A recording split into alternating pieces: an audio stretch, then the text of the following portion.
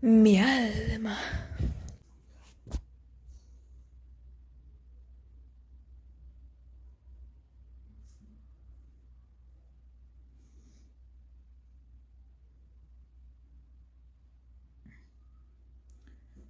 ¿Su qué? A menudo ligamos nuestras conductas a los procesos ocurridos en algo abstracto llamado mente. Comúnmente, las emociones se asociaron al corazón, opuesta a la razón, la cual encarnaba la cabeza. En muchas religiones y filosofías suponen la existencia del alma o espíritu, al igual que la persona que ha salido al principio. En realidad, todos nuestros comportamientos, externos o internos, conscientes o inconscientes, se deben a un complejo y extenso aparato denominado sistema nervioso. Y es mucho más que el cerebro a solas. A partir de esta edición, tendremos la chance de descubrir cómo funciona este sistema y nos convierte en lo que somos. En este lectorio conoceremos el sistema nervioso central y empezaremos a ir entrando suavemente en la compleja cuestión de la influencia de ese sistema en la personalidad y cognición del ser humano.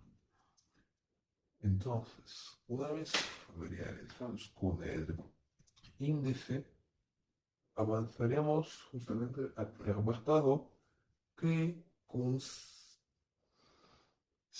en nombrar los elementos del sistema nervioso central.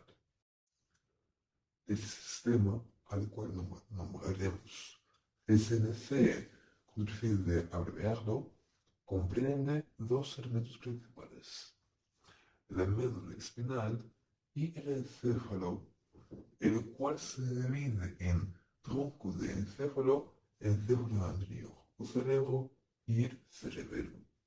A su turno, el encéfalo anterior o el cerebro tiene dos grandes partes: el telencéfalo y el diencéfalo.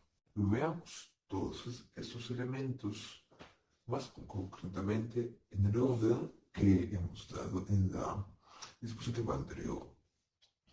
Bien, por lo tanto, iniciaremos con la médula espinal, la cual es un elemento del SNC en forma tubular que recorre la columna vertebral. Es un fragmento crucial ya que conecta el encéfalo con la mayoría de los nervios del cuerpo. Es además responsable por acciones reflejas. Estas son las inconscientes, las reacciones que no se procesan por el cerebro. Y conexión entre impulsos eferentes, es decir, del cerebro a un agente, y eferentes, que son aquellos que van de un nervio al cerebro.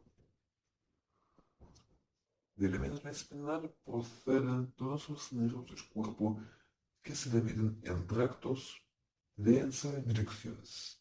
Esas direcciones atraviesan una de las dos vías, ascendente hacia el encéfalo y descendente desde el encéfalo. Como pueden entender, la ascendente se relaciona con las vías y neuronas aferentes y la descendente con vías y neuronas eferentes. Asimismo, la médula espinal sirve como un enlace entre el cerebro y el resto del organismo. Otra función importante es la conexión de información sensitiva y motora. Gracias a tal unión, se pueden coordinar los movimientos y los actos en función de los estímulos que recibimos. Para ello, la médula espinal hace que nazcan unas interneuronas, productos de sinapsis entre las neuronas sensitivas y motoras. Las interneuronas se originan en la materia gris de la médula espinal. La materia gris es un compuesto químico bastante importante del sistema nervioso central, sobre el cual hablaremos más adelante. gracias al ser centro de sinapsis de las neuronas eferentes y eferentes, la médula espinal es también el centro de los reflejos, que son respuestas inconscientes y estereotipadas a un estímulo específico que tiene la capacidad de elaborar una reacción motora sin que los impulsos aferentes viajen y se procesen en el cerebro. Una pequeña acotación. Descendente es lo mismo que motor y ascendente, perdón, aferente es lo mismo que motor y aferente es lo mismo que sensitivo. Asimismo, la información sensitiva es la información aferente, la que llega al cerebro, y la información motora es la información eferente, es decir, la que el cerebro dirige a un cierto agente, un músculo, una glándula, un nervio, etc. Este esquema representa la anatomía de la médula espinal, su composición y el reparto de sus diferentes segmentos. La médula espinal tenía dos caras, posterior a anterior, y dos órganos. En cada sección del tejido se encuentran unos surcos. En las caras, surco anterior y posterior, y en los órganos, surcos colaterales, anteriores y posteriores, respectivamente. Los surcos anteriores se asocian al nacimiento de impulsos eferentes y neuronas motoras, entre tanto que los surcos posteriores se ligan a los impulsos aferentes y a las neuronas sensitivas. Entre ambos surcos existe uno llamado paramediano que divide la médula en dos haces. La médula espinal es envuelta por tres membranas. Contiene sustancia gris en el centro, en forma de una mariposa, y sustancia blanca de los laterales. Presenta unas prolongaciones posteriores relativamente delgadas que casi alcanzan el surco posterior. Se denominan astas posteriores. Respectivamente, los astas anteriores son prolongaciones anteriores que casi alcanzan el surco correspondiente y son más gruesos y anchos que los astas posteriores. La médula espinal está dotada de unos nervios que se agrupan en pares y se reparten en 31 sectores, uno por cada par. Los compuestos químicos, sustancia gris y blanca, son especialmente importantes para la participación de la médula en el SNC. En la sustancia gris se encuentran grupos neuronales que permiten comunicación entre diversos tipos de impulsos y también el cerebro y el resto del cuerpo. En la sustancia blanca, a los lados, se hallan los axones que forman tractos, permitiendo dicha comunicación. Ahora bien, ¿cómo la médula espinal puede mediar los impulsos aferentes y diferentes? ¿Cómo puede enviarlos a distintas zonas? Pues bien, en esta imagen, si se fijan, ven los distintos tipos de vías, aferente y eferente. La línea amarilla corresponde a la vía eferente y la verde a la aferente. Los círculos azules son los impulsos. Como pueden observar, en la vía aferente, los círculos azules van hacia el cerebro, siguiendo una ruta que los sube. A su vez, las eferencias realizan un camino desde el cerebro hasta, en este caso, un nervio, que concretamente en esta imagen se encuentra en la extremidad inferior. Y los impulsos nerviosos siguen un camino descendente, como bien indica otro nombre de esta vía. Por otro lado, tenemos el encéfalo, que es, grosso modo, aquellos segmentos del sistema del SNC que se depositan en el cráneo. Es erróneo considerar que el encéfalo es únicamente el cerebro, aunque solamente se encarga de las funciones nerviosas superiores. En realidad, el encéfalo controla bastantes asuntos más, y comprende varios órganos. Veamos cada uno de ellos distintamente y explicando sus funciones.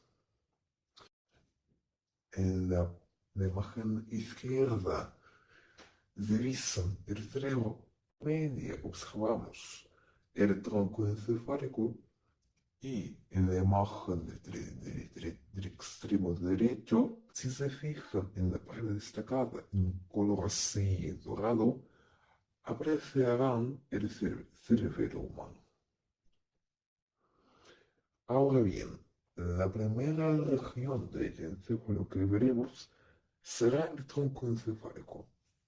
Este es una estructura craneal que comprende un tubo dividido en tres segmentos: bulbo raquídeo, protuberancia anular y mesencéfalo. Cada uno de los tres segmentos contiene núcleos de nervios craneales y fibras nerviosas, con 12 tractos corticoespinales. A nivel químico, está compuesto por la sustancia gris y blanca. Y aquí vuelven a ver la misma imagen. Las tareas principales del tronco encefálico son el control de funciones vitales importantes: ritmo cardíaco, respiración, presión sanguínea, ebullición, además de ser el conector entre la médula espinal y la corteza cerebral. El tronco encefálico conduce a sí mismo una gran cantidad de vías y tractos nerviosos, permitiendo el flujo de información sensitiva y diferente. Por otro lado, es capaz de controlar ciertas funciones motoras, ya que tiene acceso a los impulsos eferentes, concretamente el mesencéfalo, que contiene el núcleo rojo, una estructura ligada a la coordinación motriz. Del mismo modo, el mesencéfalo dirige algunos movimientos musculares básicos de la cabeza y del cuello, así como participa en la realización de movimientos reflejos. El bulbo raquídeo es la porción más inferior, estrecha y caudal del tronco encefálico. Conecta la médula espinal con el resto del tronco y el encéfalo en sí. Como consecuencia, contiene múltiples vías y tractos nerviosos. Los tractos nerviosos en el bulbo raquídeo se agrupan en las llamadas pirámides. En el interior del segmento se produce una degustación de pirámides, lo que quiere decir que los tractos realizan un cruce de un lado del SLC al otro, atravesando una línea media existente en el bulbo raquídeo. Este fenómeno explica la coordinación contralateral del ser humano. En otras palabras, el hecho de que el hemisferio derecho controla la parte izquierda del cuerpo y viceversa. Dentro de ese segmento están los topos de 5 nervios del octavo al 12. El bulbo raquídeo está compuesto por sustancia gris y blanca.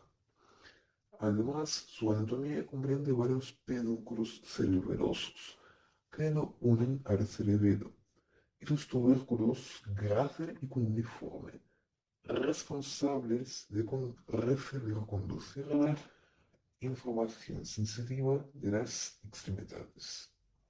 Lateralmente en las pirámides se sitúan unas estructuras llamadas olivas.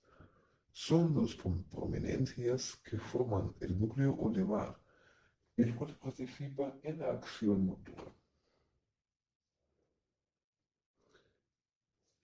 Y claro, aquí pueden ver el bulbo raquídeo, cómo está con respecto al demás tronco encefálico. En esta imagen pueden observar más concretamente la anatomía del bulbo raquídeo.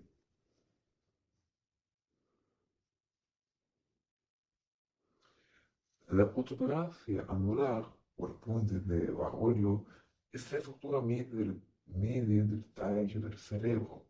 Es dotada de gran cantidad de fibras y haces nerviosas, así como de núcleos de tres nervios, quinto, sexto y séptimo.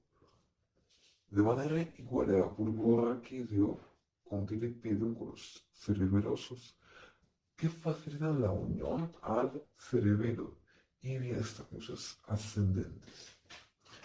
Sería conveniente ver también su anatomía, pero desafortunadamente esta página no funciona y no puede encontrar nada más. Así que pasamos justamente al mesencéfalo, esta parte más rostral del tallo cerebral. Está directamente unido a una estructura denominada diencéfalo, parte del sistema límbico, que dentro del córtex cerebral contiene pedúnculos cerebelosos y es el origen del nervio oculomotor, es decir, el nervio que permite la movilización del ojo. La anatomía del mesencéfalo comprende el llamado núcleo rojo, el cual está ligado a la coordinación motriz. También conecta la médula espinal y el cerebro, conduciendo a las mencionadas vías nerviosas. En esta página web pueden ver la anatomía del mesencéfalo si les interesa. Está en portugués, aunque me imagino que se entenderá perfectamente, ya que todos los exámenes son semejantes al castellano. Estas imágenes para esta conferencia han llegado con mucha dificultad. Justamente detrás del puente encefálico, debajo del cerebro, hallamos una estructura bastante diminuta que se denomina cerebelo. El cerebelo no forma parte del cerebro por tener una diferente estructura, aunque es semejante en algo. El cerebelo tiene una corteza y se divide en lóbulos. Está compuesto químicamente de sustancia blanca y gris y contiene fibras motoras. En cuanto al funcionamiento del cerebelo, sorprendería a nadie al decir que este órgano está encargado de diversas funciones motoras, puesto que está conectado a la médula espinal y el tronco encefálico que conducen vías aferentes y eferentes, es capaz de regularlas. Al ser más precisos, procesa las vías eferentes o descendientes, controlando a sí mismo todo tipo de movimiento o tareas relacionadas. El desplazamiento, acciones que requieren motricidad, grueso fina, mantenimiento de equilibrio, es además responsable por el aprendizaje motor, sobre todo porque se hace sobre la marcha, es decir, realizando una actividad. Sin embargo, hallazgos recientes evidencian su cierta participación en funciones cognitivas, hecho que probablemente se debe a su cercanía y ligadura al cerebro. Es cierto que el cerebelo es semejante morfológicamente al cerebro. Se puede hablar en su forma como en esta imagen. Al igual que el cerebro, se divide en dos hemisferios, izquierdo y derecho, cada uno de los cuales está compuesto por tres lóbulos. Los dos hemisferios se hallan separados por una franja denominada vermis. Químicamente está formado por sustancia gris y blanca. Presenta tres caras: superior, inferior y anterior. Básicamente, este órgano encefálico se segmenta en los siguientes lóbulos: anterior, posterior y folículo-ondular. El lóbulo anterior comprende la língula, el lobulillo central y el culmen. El posterior abarca las regiones como el declive, el tuberculo del vermis, folio u del vermis, úvula y pirámide del vermis. El lóbulo ondular es de especial interés. Está integrado por flóculos y nódulo, como bien indica su nombre, unidos a través del pedúnculo del flóculo y participa en la regulación del reflejo de estímulo ocular, que es la reacción automática de desplazamiento de los ojos en función del movimiento de la cabeza. Es decir, si una persona dirige su cabeza a una determinada parte, sus ojos la siguen. Se supone que este reflejo hace posible el aprendizaje motor primordial y la adquisición de habilidades como sentarse, de también mantener la postura, levantarse, andar, puesto que los cambios en el campo visual conllevan las transformaciones de actitud motora del individuo, lo cual supondría un desarrollo de habilidades motoras y así y su perfeccionamiento. Y por supuesto, para que se produzca un aprendizaje motor debido a la innovación visual recibida, es necesario que los órganos de vista se adapten a los movimientos de la cabeza, que es donde se encuentran. Y estas imágenes van a servir de ayuda para esta parte teórico. Aquí mismo la anatomía del cerebro, el lóbulo anterior, el posterior, y este es el lóbulo flóculo que no conlleva acotación alguna, pero al menos está subrayado con el fin de poder localizarlo. Y esos son los dos lóbulos anteriores, lóbulo posterior y anterior, también con el vermis. Y el cerebro probablemente será la parte del sistema nervioso central que más interés genera al levantarse de ese tema, aunque sé injusto con respecto a otras partes de este aparato. El complejo funcionamiento del cerebro se reparte en dos conjuntos, del encéfalo más reciente y del encéfalo más arcaico, o siendo más precisos aún, del encéfalo y sistema límbico, donde entra el diencéfalo, la corteza cerebral es el centro de las funciones nerviosas superiores. Resumiendo enormemente, podríamos decir que el lóbulo frontal es el responsable de las funciones ejecutivas, memoria de trabajo, respuesta cognitiva, atención, planificación, organización y del razonamiento. Está conectado a todos los demás lóbulos. El lóbulo parietal integra la información somatosensorial, tacto, temperatura corporal, propiocepción, conciencia de la posición corporal de uno, nocicepción, notificación del dolor. Es el centro de guías según la información espacial de la que disponemos. Además, participa en el pensamiento asociativo. El lóbulo occipital integra la información visual que recogen los ojos. Y por último, el temporal se encarga de la memoria y los datos de la percepción y comprensión del lenguaje oral.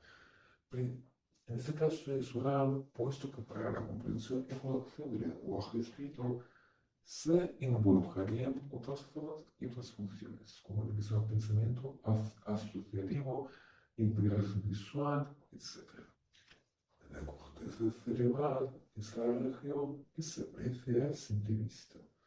Esa superficie del cerebro que no sabemos identificar, repleta de giros, pliegues característicos y grisácea, aunque la corteza viva tiene un tono rosa debido al funcionamiento del sistema circulatorio. La corteza cerebral se divide en dos hemisferios, izquierdo y derecho, y es responsable de las funciones nerviosas superiores.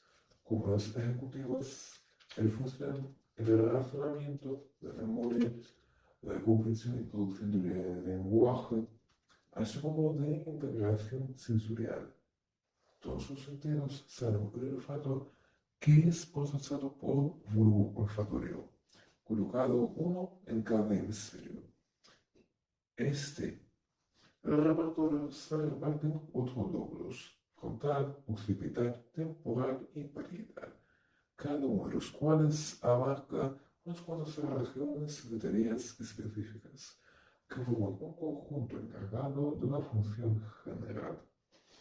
Es decir, cuando asociamos un lóbulo cerebral a, por ejemplo, el razonamiento o la integración sensorial, tenemos que entender que se trata de una zona que mágicamente haga realizado todo este proceso. Está dotada de diferentes eminencias o regiones cerebrales más pequeñas, y cada una participa en una concreta etapa del proceso atribuido a este lóbulo. Y para entender mejor, veamos los lóbulos del cerebro. El más grande es el frontal, que, como su nombre indica, está en la zona del frente del cerebro. Justamente detrás de él hallamos el lóbulo parietal, encargado de la integración sensorial. Abajo vemos el lóbulo temporal y, atrás de todo, en la nuca, el occipital. La ínsula es un lóbulo situado debajo de la corteza cerebral.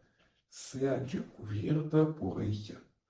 Tiene funciones tanto más sencillas como el procesamiento de estímulos orales o regulación de presión sanguínea, como unas más complejas. Por ejemplo, la autoconciencia. Lo destacable de esta región es que es un centro de unión de las distintas áreas del encéfalo, así como vía de conexión entre la corteza cerebral y una otra estructura interior, el sistema límbico. El diencéfalo es un conjunto más antiguo y de labor sobre todo primordial, ubicado igualmente por debajo de la corteza cerebral.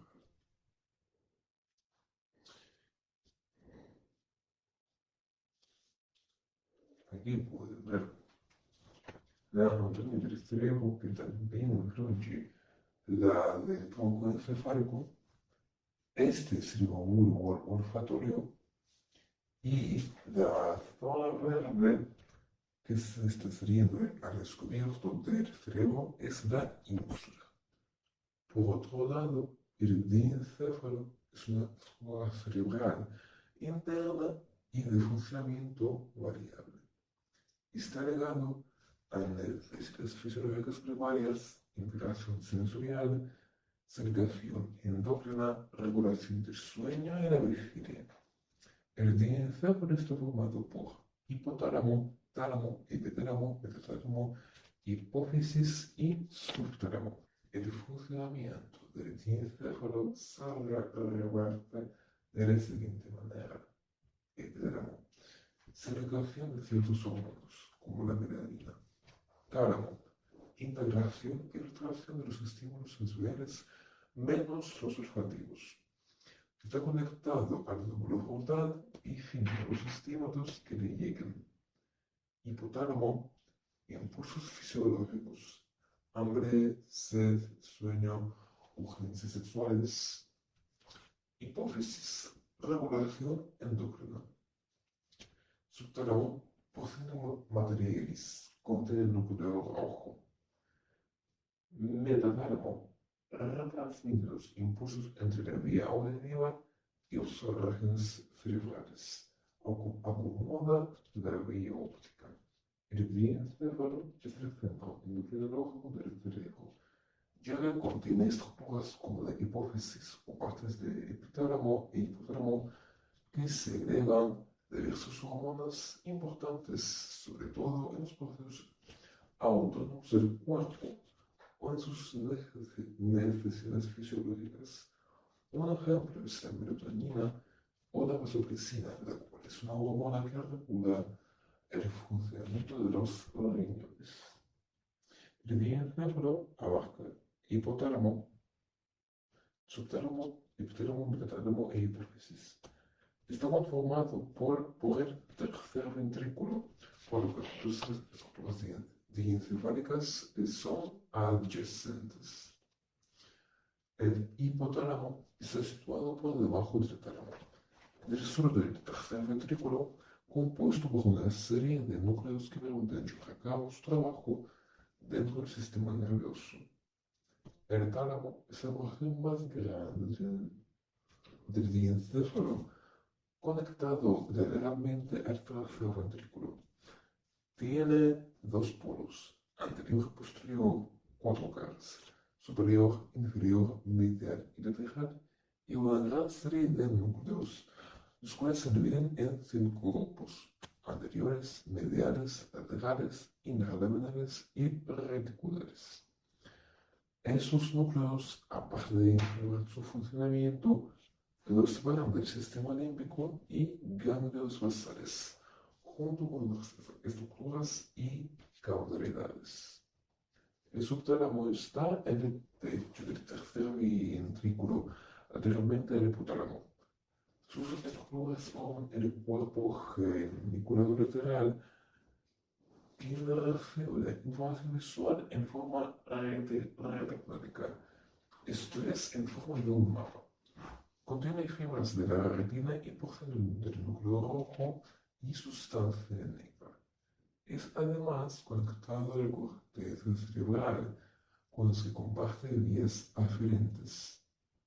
El metátálamo está construido por dos eminencias: el cuerpo geniculado medial y el cuerpo geniculado lateral. El cuerpo geniculado medial recibe la información audial en función de su frecuencia. El cuerpo geniculado lateral mapea el espacio visual, como ya se ha dicho. El epitálamo se sitúa en el techo del tercer ventrículo, por encima del tálamo. Lo más destacable de esta porción es que contiene la glándula pineal, un crucial elemento endocrinológico del SNC. Es bien sabido que las transmisiones de impulsos y es bien sabido que los transmisores de impulsos, de todos esos impulsos a través de los cuales se comunican las distintas partes del sistema nervioso central y del organismo, son las neuronas. Sin embargo, no son las únicas células agentes del SNC. Las neuronas no serían nada sin sus prolongaciones, axones, que conducen el impulso y unen otras células con otras. Por otro lado, el SNC consta de un sistema de soporte en forma de las neuroglías. Son células que protegen a las neuronas y a los tejidos del SNC y empujan a los axones de una sustancia química denominada mielina. Las neuroglías no son capaces de transmitir señales. Ahora bien, ¿cómo se produce esa transmisión, esta comunicación del nervio del SNC? Cuando surge un estímulo, llega al cerebro a través de las vías aferentes del SNC. Después, la región del aparato nervioso que lo recibe elabora una respuesta. Esta respuesta es un impulso eléctrico que va dirigido a una cierta neurona y mediante las vías aferentes acaba en uno o varios receptores, glándulos o músculos que hacen esta respuesta. Para poder transmitirse información, las neuronas están conectadas y estas uniones se denominan sinapsis. Una neurona puede tener hasta 10.000 sinapsis con otras neuronas y el cerebro en total dispone de 86 millones de neuronas.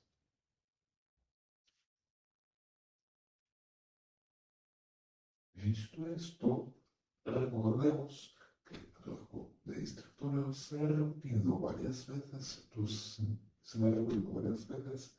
los encargos de sustancia blanca y sustancia gris. Pues estos son unos componentes químicos del SNF, junto con la sustancia negra y el líquido cefalorraquídeo. Estos cuatro elementos son imprescindibles para el sistema nervioso central y sus componentes químicos básicos. La sustancia blanca se distribuye en el interior del cerebro y en la envoltura de la médula espinal. La materia gris cubre la superficie cerebral, constituye el cerebro y en la médula espinal se encuentra la sustancia blanca. La materia negra es una porción del mismo cerebro y sistema límbico. Entre tanto, el líquido cefalorraquídeo es un líquido craneal que baña el SNC interno. Los compuestos químicos conocidos básicos son la mielina y la neuromelanina, que les dan color a las materias blanca y negra, respectivamente. La mielina cubre los axones y la neuromelanina neuronas dopaminérgicas, de modo que se asocia a la motivación y a la recompensa. La materia gris, principalmente, contiene cuerpos de neuronas de distintas partes de esas células como dendritas, así como las sinapsis de neuronas. Es por ello que la cubre la corteza cerebral siguiendo el centro del procesamiento. La sustancia blanca participa en formar los términos del SNC. El líquido cefalorraquídeo, por último, es una especie de escudo líquido que protege el cerebro y la médula espinal.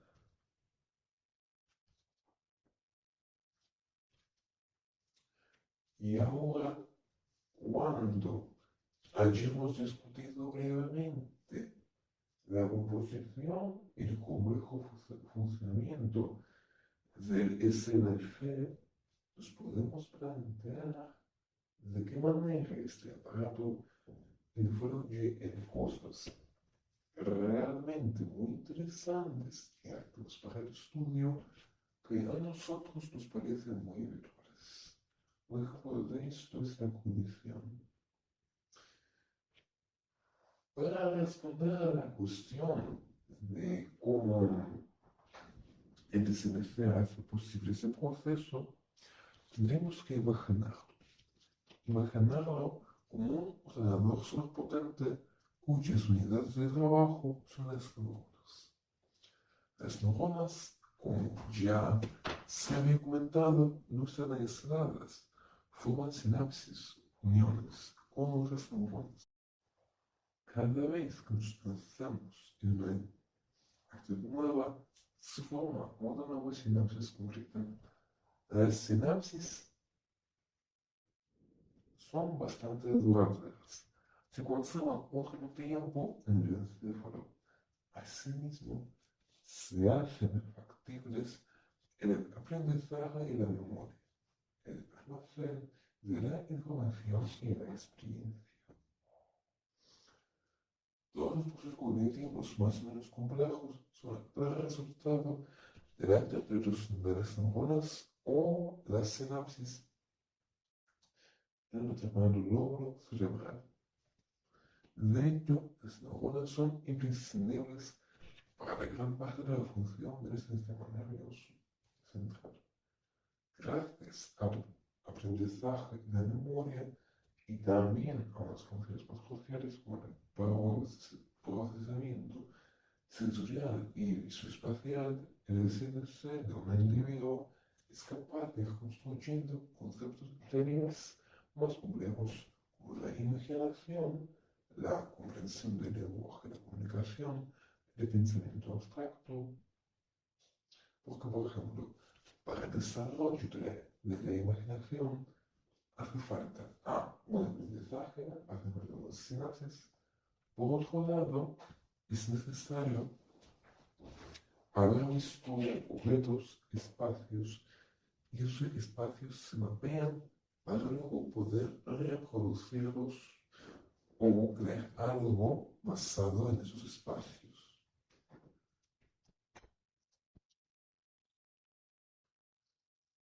Como se mencionó en el apartado anterior, la condición del ser humano es posible gracias al desempeño en las lujos, entre muchos otros factores, que desde luego no son las únicas protagonistas, pero sí son las más importantes.